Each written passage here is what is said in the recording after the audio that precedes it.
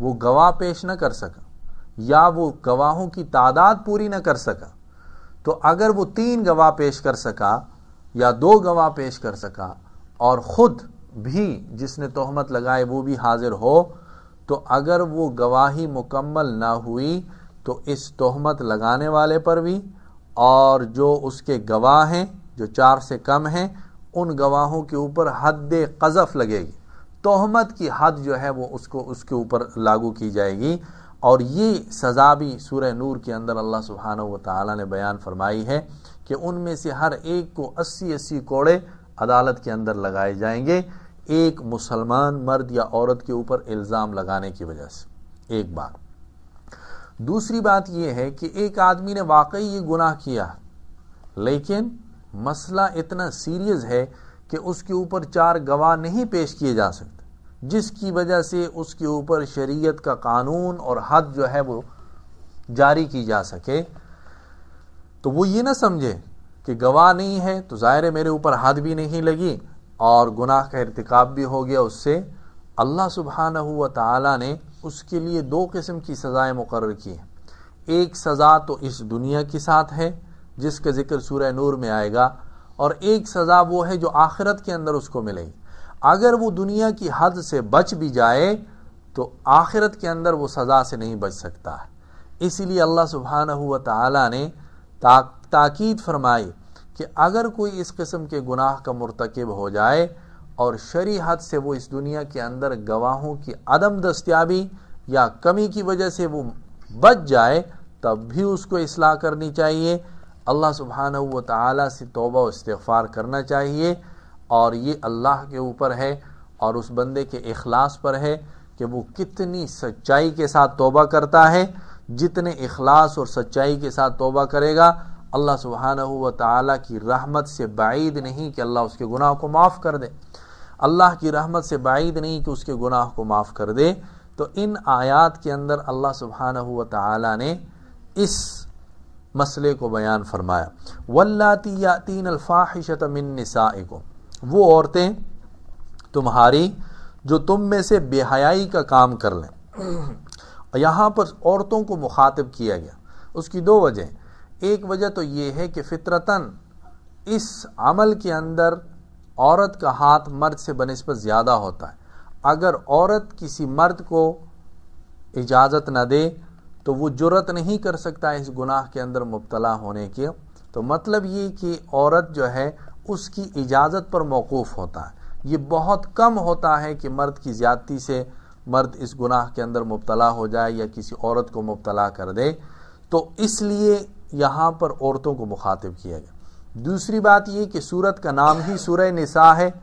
عورتوں کے متعلق احکام زیادہ ہیں، ان کے حقوق کو اللہ سبحانہ و تعالی نے واضح فرمایا اس سورت کے اندر، تو اس لیے یہاں مخاطب عورتوں کو کیا گیا۔ واللاتی یاتین الفاحشۃ من نسائکم، تمہاری عورتوں میں سے وہ عورتیں جنہوں نے کوئی بے حیائی کا کام کیا، فاستشہدوا علیہن اربعۃ منکم، تو تم ان پر 4 آدمیوں کی گواہی طلب کرو، 4 آدمیوں کی گواہی طلب کرو۔ منکم کا مطلب یہ ہے کہ وہ گواہ تم ہی میں سے ہو، کیا مطلب؟ مسلمان ہو، تم ہی میں سے وہ گواہ ہو۔ فَإِن شَهِدُوا، سو اگر گواہ موجود ہیں، 4 آدمیوں نے گواہ دے دی، اور گواہی بھی یوں نہیں کہ میں نے فلاں آدمی سے سنا اس نے کہا تھا کہ بھئی اس آدمی نے یا اس عورت نے اس طرح کا کام کیا ہے، نہیں، یہ گواہی نہیں ہے۔ گواہی یوں دے گا کہ وہ کہے گا میں نے اپنی آنکھوں سے دیکھا، میں نے اپنی آنکھوں سے دیکھا ہے، اس طرح وہ گواہی دے گا، اور پھر اس کے اندر اور بھی قاضی جتنی تفصیل اس سے پوچھ سکتا ہے وہ پوچھے گا۔ اگر اس کو معمولی سا بھی شک آ جائے اس آدمی کی تفصیل بیان کرنے میں تب بھی سزا موقوف ہو جائے گی اور اس آدمی کے اوپر تہمت کی حد لگے گی۔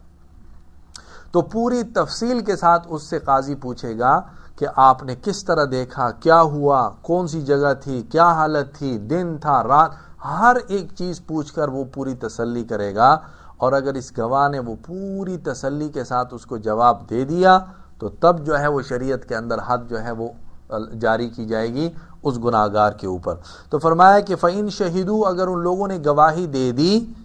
اور وہ 4 گواہ ہیں اور 4 کے 4 مرد ہیں اور 4 کے 4 مسلمان ہیں، تو پھر کیا کرو؟ فَأَمْسِكُوهُنَّ فِي الْبُيُوتِ، ان عورتوں کو جن کے اوپر تہمت لگی اور گواہوں کی گواہی سے وہ ثابت ہو گئی، ان کو گھروں کے اندر روک کر رکھو، ان کو باہر جانے کی اجازت مت دو، کھانا پینا ان کو دو اور وہ گھر کے اندر ہی رہیں۔ یہ گھر کے اندر رکھنا ہی ان کے لیے سزا، ان کو باہر کسی بھی قسم کی عذر کے ساتھ باہر نکالنے کی اجازت نہیں ہے، حتی یتوفاہن الموت، یہاں تک کہ موت ان کو آ لے، یہاں تک کہ وہ مر جائیں، موت تک ان کو گھر کے اندر پابند رکھو۔ او یجعل اللہ لہن سبیلا، یا اللہ سبحانہ و تعالی ان کے لیے کوئی راستہ نکال دے، یا اللہ سبحانہ و تعالی ان کے لیے کوئی راستہ نکال دے، تب تک وہ اندر ہی رہیں گے۔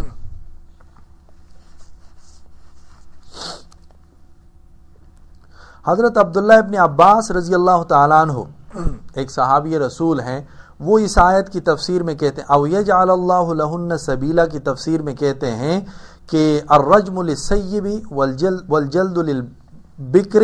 فرمایا کہ اگر وہ شادی شدہ عورت ہے تو اس کے لیے رجم کا حکم، اور اگر وہ غیر شادی شدہ ہے تو اس کے لیے کوڑوں کا حکم۔ یہ اللہ کی طرف سے راستہ ہے جو ان کے نکلنے کے لیے، یعنی اگر یہ سزا ان کو ملے گی تب وہ گھر سے باہر نکل سکتی ہیں، لیکن جب تک یہ سزا نہیں ملے گی یہی ایک راستہ ہے ان کے لیے، اس لیے فرمایا او یجعل اللہ لہن سبیلا، یا اللہ ان کے لیے کوئی راستہ نکال دے۔ تو راستہ عبداللہ ابن عباس رضی اللہ تعالیٰ عنہ نے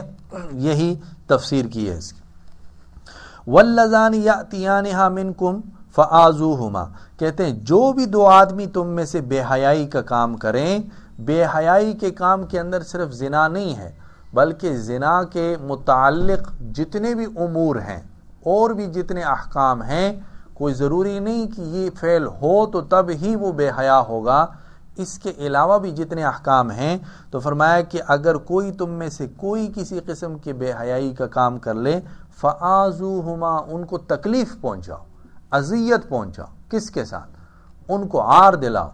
ان کو برا بلا کہو، ان کی بے عزتی کرو، ان کو رسوا کرو، ان کو مجبور کرو کہ وہ اپنے اس گناہ کے اوپر توبہ کریں اور شرمندگی ان کو ہو جائے، تو ان کو عار دلاؤ، ان کو بے عزت کرو، یہ ان کو تکلیف پہنچانا ہے۔ فَإِن تَابَا، اگر انہوں نے توبہ کر لی، اگر انہوں نے توبہ کر لی، وَأَصْلَحَا، اور پھر اپنے حال اور اپنی اصلاح کر لی، اپنے حال کو درست کر لیا،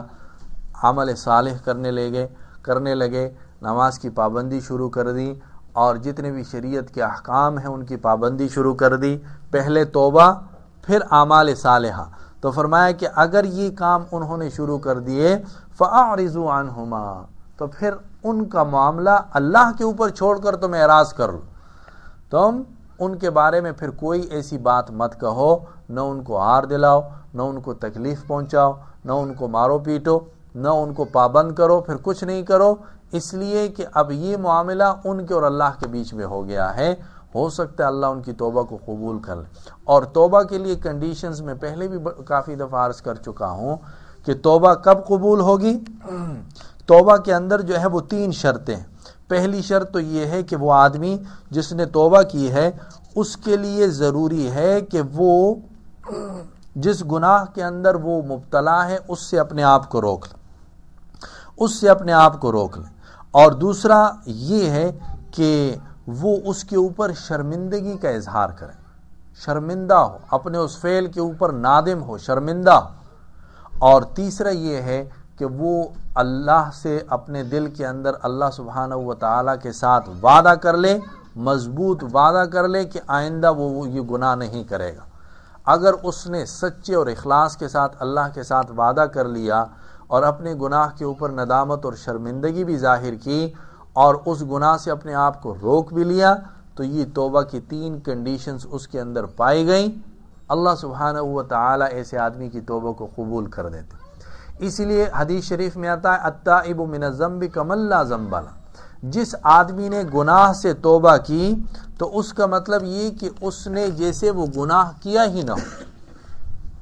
اور اگر اس گناہ کے اندر کسی دوسرے انسان کے حقوق جو ہیں وہ بھی متعلق ہوں تو پھر بھی توبہ کے لیے ایک چوتھی کنڈیشنز یہ ہو جائے گی